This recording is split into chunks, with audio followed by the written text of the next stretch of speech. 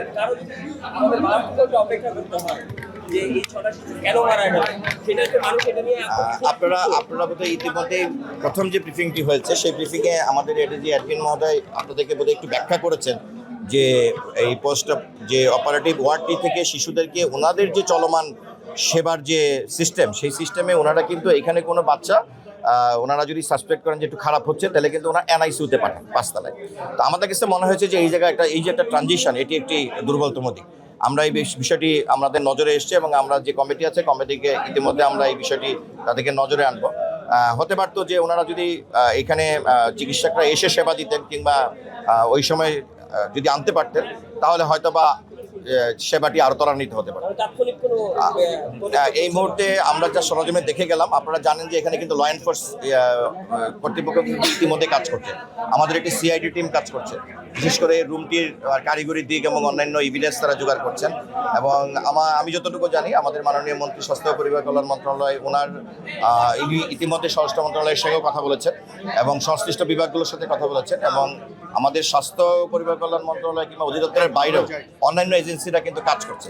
So আপনি যে প্রশ্নটি করেছেন যে কেউ ব্যবস্থা মানে এর আওতায় আসবে কিনা, এটি যেহেতু চলমান, সেটি যদি ওরকম কোনো মনে হয় তাহলে অটোমেটিক্যালি আমার মনে হয় যে আওতায় চলে আসবে।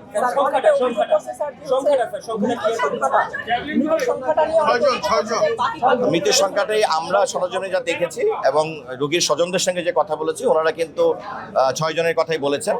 যদি এর বাইরে আর কোনো অনাকাঙ্ক্ষিত মৃত্যু ঘটে থাকে, আমরা সেটিকে তদন্তের আওতায় নিয়ে আসবো। রোগীর স্বজনরা ওই অভিযোগ বলতে ওনারা বলেছেন যে আসলে ওনারাও খুব স্তম্ভিত স্বাভাবিকভাবেই, যে এখন ওনারা যে মানসিক ট্রমাতে আছেন, স্বাভাবিকভাবে যখন কোনো গার্ডিয়ান তার শিশু সন্তানকে এরকম হারান, তাদের তো অনেক কষ্টের জায়গা থেকে তাদের অনেক অভিযোগ আছে যে তারা এখানে সেবার কথা উল্লেখ করেছেন।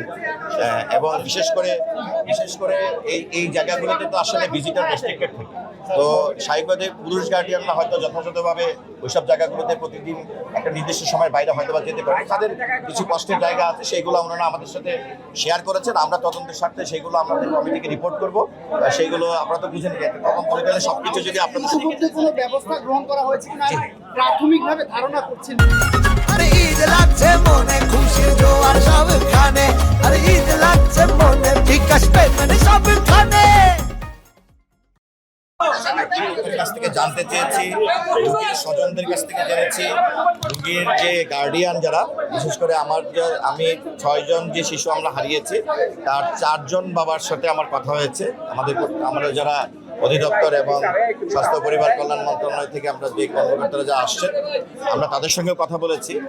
আমরা কথা বলে আমরা এই পরিস্থিতিটি অনুধাবন করার চেষ্টা করেছি যে অ্যাকচুয়ালি কী হতে পারে, এবং ইতিমধ্যে মাননীয় মন্ত্রী স্বাস্থ্য পরিবার কল্যাণ মন্ত্রণালয়ের উনি বিষয়টি পুরোপুরি অবহিত আছেন, এবং ওনার নির্দেশ ক্রমে আমরা স্বাস্থ্য ও পরিবার কল্যাণ মন্ত্রণালয়ের হাসপাতাল বিভাগের যুগ্ম সচিবের নেতৃত্বে 3 সদস্য বিশিষ্ট একটি কমিটি করেছি, যেখানে একজন সদস্য আমাদের স্বাস্থ্য অধিদপ্তরের হাসপাতালের উপপরিচালক পর্যায়ের একজন কর্মকর্তা এর সাথে সংশ্লিষ্ট থাকবেন, এবং এই 3 সদস্য বিশিষ্ট কমিটি প্রয়োজনে, যেহেতু এখানে কিছু টেকনিক্যাল বিষয় আসছে, যে এসি সংক্রান্ত একটি জটিলতার কথা আমরা জানতে পেরেছি, যে ওয়ার্ডটির যে অবস্থান, সেই অবস্থানের যে কারিগরি দিক, মানে বিল্ডিংয়ের যে অবকাঠামোগত দিক যেখানে সেবা দেওয়া হচ্ছে, আমরা দেখতে পেয়েছি যে এখানে অনেক শিশুরাই কিংবা অনেক সাধারণ রোগীরাও চিকিৎসা দিচ্ছে, সেই তুলনায় যে অবকাঠামোগত যে বিষয়টি আছে, পার্টিকুলারলি পোস্ট লেবার ওয়ার্ডটি, যেখানে যে 6 জন শিশু ছিলেন এবং 11 জন মা ছিলেন, বাকি 6 জন শিশুর 6 জন মা এবং অতিরিক্ত যে 5 জন মা ছিলেন, সেই 5 জন মায়ের শিশুরা ছিলেন 5 তলায় অবস্থিত অন্য একটি এনআইসি ওয়ার্ড।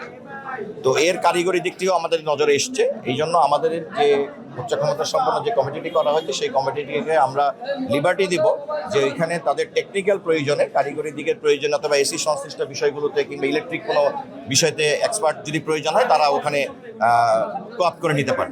অতএব আমরা তাদেরকে নির্দেশনা দিয়েছি মাননীয় মন্ত্রী মহোদয়ের পক্ষ থেকে, সেটি হচ্ছে যে আগামী 72 ঘন্টার মধ্যে 3 দিনের মধ্যে ওনারা রিপোর্টটি দিবেন, এবং এই রিপোর্ট অনুযায়ী মন্ত্রণালয় এবং অধিদপ্তর যথাযথ ব্যবস্থা নেবে। এবং এই ব্যাপারে আমি আপনাদেরকে এইটুকু নিশ্চয়তা দিতে পারি, সেটি হচ্ছে যে এই সেক্টরে এই 6 জন শিশুর মৃত্যুর বিষয়ে একদম সরকার জিরো টলারেন্স নীতি গ্রহণ করছে।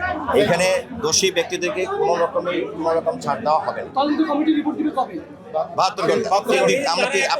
আপনারা জানেন যে আগামীকাল একদিন পর ঈদ এবং ঈদের ছুটি চলমান আছে। তারপরেও আমরা যে কমিটিকে আমরা রিকোয়েস্ট করবো যেন তারা 3 দিনের ভিতরে তাদের রিপোর্টটি। স্যার, এখনো তো অনেকে রয়েছেন যারা এই গাফিলতির সাথে বলেন না, যেভাবেই বলেন একটা তো ত্রুটি আছে, তারা তো সরকারি চাকরি করছে, তারা এটারে প্রভাবিত করতে পারবেন কিনা? মানে আমরা ধারণা করেছেন এটা কিন্তু আগের ব্রিফিংয়ে কিন্তু এডিজি অ্যাডমিন মহোদয় বলেছেন, আমি আর এটি রিপিট করছি না। ইতিমধ্যে কোনো ব্যবস্থা গ্রহণ করা হয়েছে কিনা? ইতিমধ্যেই যে আমরা কমিটি করলাম, আমরা কর্তৃপক্ষকে নির্দেশ দিলাম বাকি যারা শিশুরা আছেন, অন্যান্য রোগীরা আছেন, তাদের জন্য চিকিৎসার কোনো হ্যাম্পার না হয়। আর এই যে 6 জন শিশু যারা মারা হলো তারা যদি পোস্টমর্টেম করতে না চান, তাহলে তাদের বডিগুলো যেন যথাযথভাবে তাদের মাধ্যমে যেন ডিসপোজাল এবং যার যার জায়গায় পৌঁছে দেওয়া যায়, এই বিষয়গুলো যেন ওনারা করেন মানবিক দিক থেকে। আচ্ছা, আমরা তাৎক্ষণিক যে ব্যবস্থাটা এখন নিতে যাচ্ছি, আমরা তাৎক্ষণিক যে ব্যবস্থাটা নিতে যাচ্ছি যে এখানে কিন্তু সম্মানিত সচিব স্বাস্থ্য পরিবার কল্যাণ মন্ত্রণালয় যিনি এখন দায়িত্বপ্রাপ্ত, উনি আছেন, ওনার মাধ্যমে আমরা জানি। কমিটির প্রধান আমরা করবো হচ্ছে স্বাস্থ্য পরিবার কল্যাণ মন্ত্রণালয়ের যুগ্ম সচিব হাসপাতাল। একটা বিষয় যে শিশু তো মারা গেছে, বাবা মা তো এমনিতে মর্মাহত অবস্থায় আছে, এক্স্যাক্টলি। তারপরেও শিশু যখন হস্তান্তর করছে তখন বিল নেওয়া হয়েছে, এই বিষয়টাকে আপনারা কিভাবে? এটি আপনার মাধ্যমে আমি জানতে পারলাম, কিন্তু বিলের বিষয়ে বেসিক্যালি এখানে যারা আছেন শিশুদের যারা গার্ডিয়ান, তারা কিন্তু বিলের বিষয়টি আমাদেরকে ওইভাবে বলেননি। তবে এটি আমার মনে হয় যে হাসপাতাল কর্তৃপক্ষ অবশ্যই মানবিক দিক বিবেচনা করবে।